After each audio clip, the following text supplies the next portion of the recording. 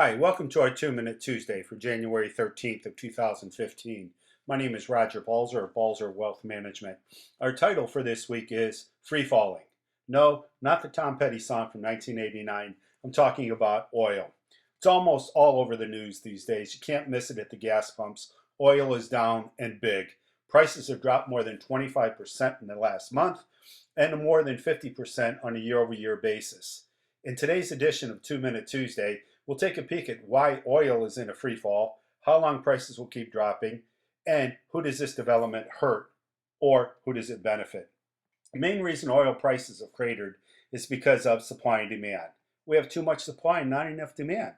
You probably heard me say, if there are more buyers than sellers, price must rise. If there are more sellers than buyers, price must decline. And if buying and selling are equal, price must remain the same.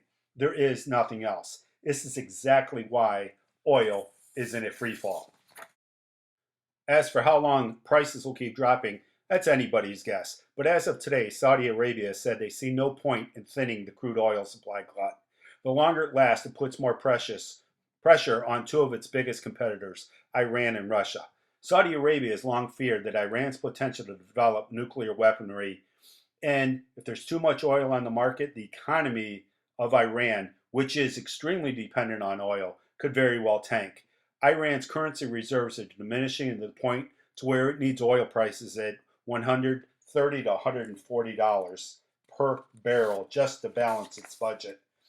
Talking about Vladimir Putin, recently he told reporters that Russia is a major supplier of oil. It needs prices above $100 for any kind of economic stability. Certainly that's lacking at this time. No one has faith in the ruble. It has sunk against other currencies, and Russia's central bank has tried to help it out by hiking key rates. There is a world of problems there in Russia and Iran. So who does low oil prices help in the world?